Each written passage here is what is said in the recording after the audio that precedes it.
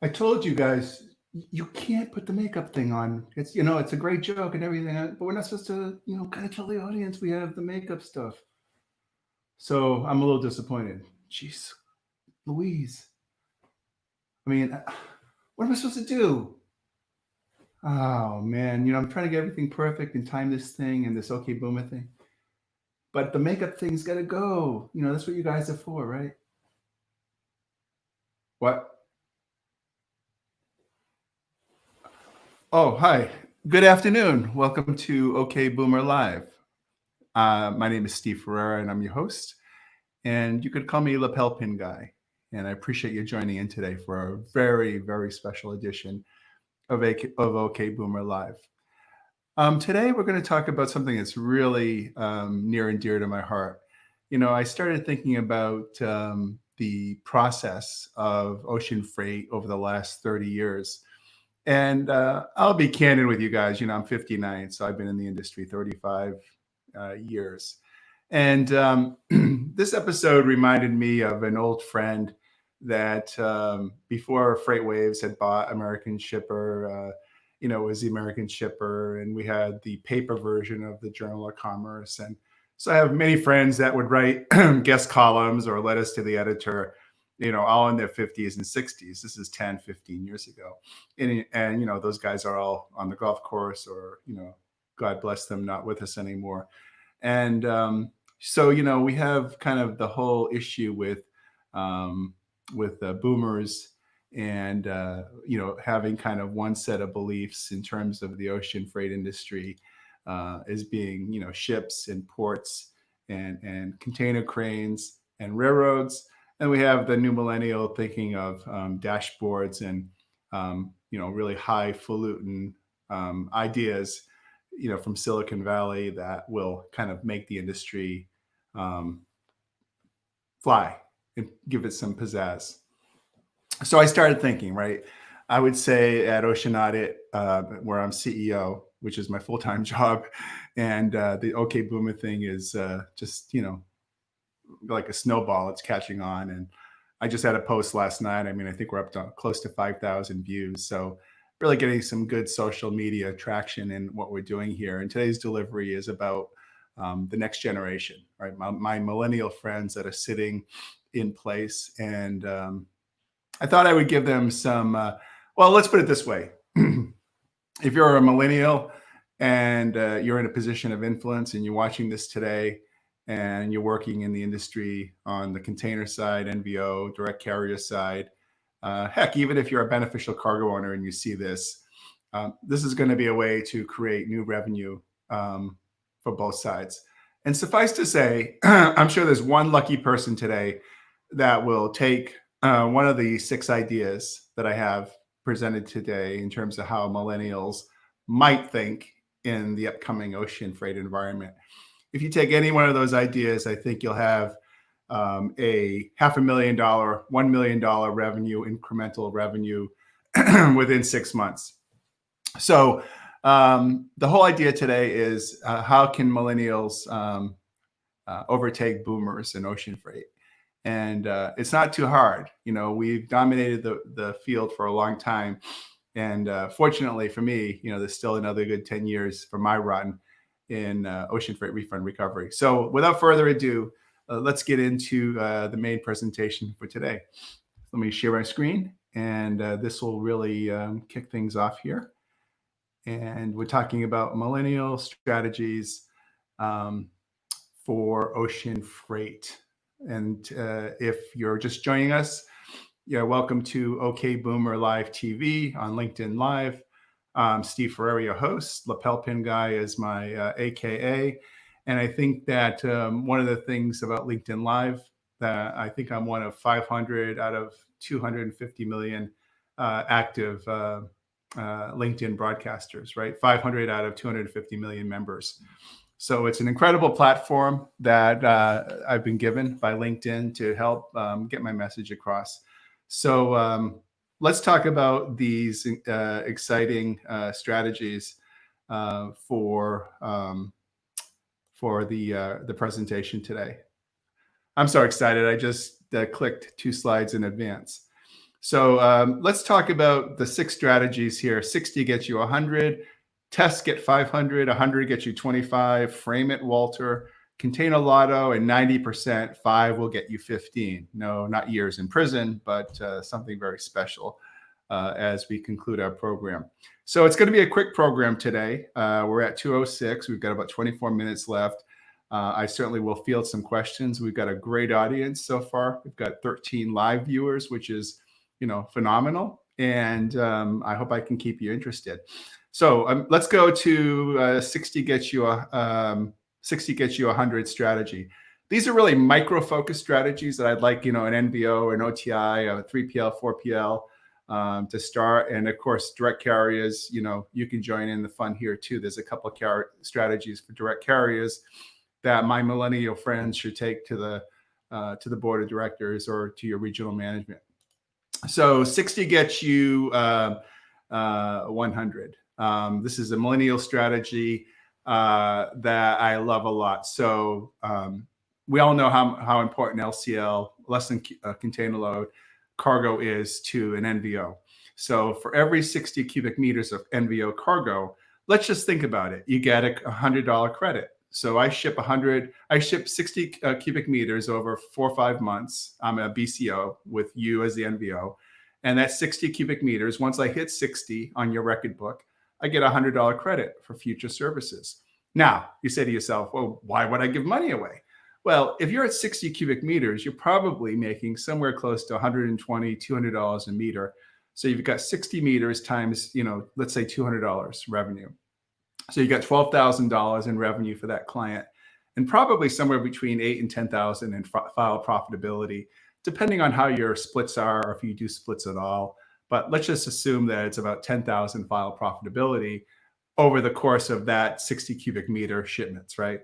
So another really creative and daring way is to take that 60 cubic meters, and let's say he spent $12,000, $13,000. Immediately re-rate that 60 cubic meters to 5,000 plus a house incentive, meaning for the NVO of 5,000. So instead of 12,000, the client pays 10,000. And this is a great way to obviously increase your LCL marketing, right? Because you've got an innovative program. Is the more that you ship, the more that you bring in the discount, and it really doesn't impact your file profitability tremendously. Yeah, I know it's a giveaway, and you're thinking that's ridiculous. It still impacts it. Yes, but if you get 1%, 2%, 3% more in LCL share in that given branch or market, it's right. It's no pain, no gain, right? So I think that this is an approach that I would like to see my millennial friends implement. The next one is tests get $500 or tests get 500. So this is a opportunity where millennials can go in. Let's say you've never handled the cargo before, and it's the first time shipment from, in this case, Shanghai to Cleveland. So you guarantee that the BCO, you have a transit time of 30 days. If he doesn't receive it at the door in 30 days, he gets a $500 credit. You know what? The hell with it. Let it be 31 days. I'd rather take the $500 credit and have him use that credit on incremental services that he has to use because it's only an in-house credit, right? So it's an opportunity to do some creative marketing that really helps increase new client penetration. The next opportunity, probably my favorite, in light of what's happened today with the China Airlines ban on June 16th, a lot of cargo space moves in passenger planes. So for every 100 containers, this is what my millennial friends should maybe focus on. So key alliance, let's get with United, Delta, American, Southwest, whatever. So for every 100 containers that BCO gives you, or you sell that BCO, he gets, or the company gets 25,000 points in air miles. So you make an alliance with United, Delta. It's a great partnership because, you as the NVO and Delta as the airline, right? You're already maybe buying some cargo space from them, but it solidifies you and also puts you kind of in a priority seat for future working relationships with that airline. And really, what does 25,000 points cost, right? Maybe $400. So I think that, if you look at a way to be creative with a client, especially a multinational client, this is a great way for them to accumulate points for their meetings, once we get out of COVID. And it's just a real creative strategy that will help clients down the line generate some new, my millennial friends to generate some new buzz in the industry by being the first to offer this. So I think it is a very interesting strategy. The next one is J. Walter Thompson. I don't know if they've merged, but famous American advertising agency. The idea in this one here is for boomers to work, or maybe this is a direct ocean carrier initiative, where you go and you secure very low cost frames for containers. And like this advertisement for Coke, you basically slide the Coke ad in. It's on all the 40-foot containers, and it's a new way to generate advertising revenue that you never had before. So if there's 40 million containers that come in and out of the US a year, assume you had only 10% of them with advertising. That's 4 million containers times, let's say, an advertising cost of $25 a day. That could be variable, times 365 days. That generates $36 billion. So I kind of thought my millennial friends would like that, because it's like Southwest and the whole airline industry, where the baggage fees hit, billions of dollars. So this is another way to take just plain old vanilla containers, get a cheap aluminum frame for, that can be permanent. Well, again, semi-permanent, or some mechanism to attach the ad. It doesn't even have to be a frame. It could be Velcro. And you just print up these large cardboard posters. When we did these mock-ups for the ad, for the presentation today, one of them said Xbox 2021, Shopify, Google, Amazon. So there's and my artist director came up with Coca-Cola, kind of a Christmas promotion. Great idea, right? So this is one for the millennials at the Mersks and the Hapags and the Zims. So shout out to all you friends out there. Last but not least, another millennial strategy is, actually there's two more. This is contain a Lotto. I like this a lot from my millennial friends. So think about it. You have all your bill ladings coming in, and this, if you're at Kuninaga or Schenker or Mid Overseas, hey Dennis, you get all the bill ladings have container numbers, right? So the container numbers you flash, you have a special website, where you flash the container number. Winning container number today, TRLU 12345. And so it forces the client that is your BCO to really study their invoices, look at the details, maybe there's an error, maybe there's something that they can do to correct it, maybe you overcharge or undercharge, whatever it is. But basically, by studying the invoice, they say, oh, hey, there's my container. The client can claim it, they get a $100 credit. Now, can you imagine that keeps the BCO engaged on your website? And you can also leverage other ideas, advertising opportunities, within that contain a Lotto space. And I think that if you don't claim, people won't claim it sometimes for 4 or 5 days in a row. So that pot will build up $25, $50, $75, $25 a day. So, maybe to a maximum of 500. So can you imagine, right? It's really a way to get some buzz on your website by contain a Lotto. And I think that millennials can, get their management. This would be an easy one to execute, and keeps the client engaged. And they're also getting discounts. You're probably asking yourself, well, how do I do this and put this in, regulatory wise? But obviously, in a service contract, NSA, NRA, anything's doable in terms of how we might structure this. But these are some fascinating strategies. The last one that my millennial friends can take a look at: 90%, 5 will get you 15. A little bit of explanation on this one. So let's say the client forecasts. This is all around client forecasting, right? Which is so important in today's space compelled environment. So if the client forecasts, let's say 100 containers in August or June or July, and they actually do, let's say 92 containers, so 90% of their forecast. Well, guess what, right? Give them 5 non-running refrigerated containers whenever they want to use it or accumulate it. at the 15% non-running refrigerated discount, provided their cargo profile fits that. So in essence, they have 5 containers, and let's say their normal rate is 2,000. This brings that dry reefer rate down to 1,700, and you're seen as an innovator, and you're seen as providing a reward, a risk reward. And again, I understand that you can't guarantee reefer equipment because it's all based on eastbound, westbound flows.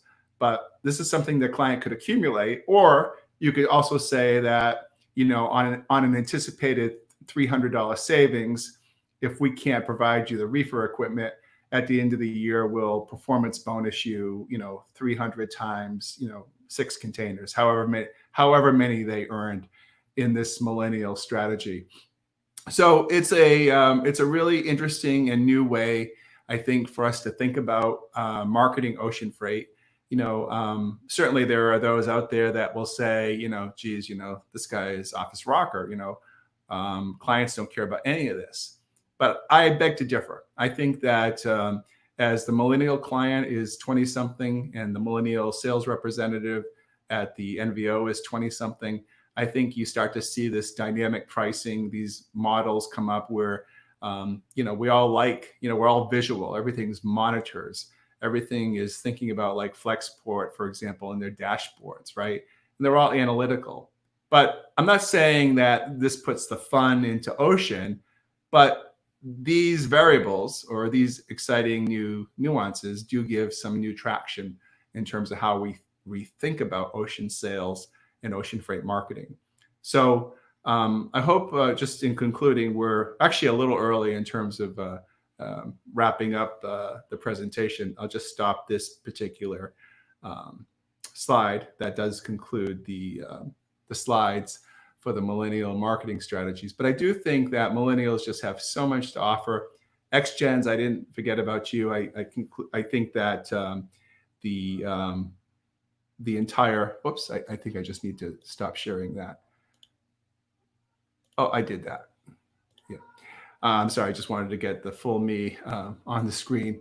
I'm just looking to see if there are any questions in the chat box. I don't see, let me just double check. Sorry, anything that came through.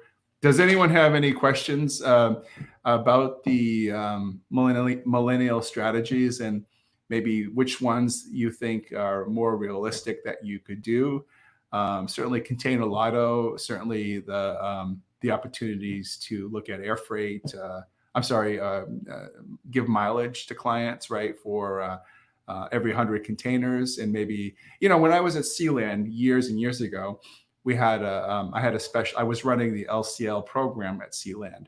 And we actually had the first commissioned salespeople at Sealand. This is going back in the 80s, where the guys paid nothing but commission. They got commission on their sales. And we struck a deal with United Airlines to do a sea air lift where the cargo would come in, Asia to Oakland, Seattle, and then United would pick up the cargo and fly it to Atlanta or wherever the client was.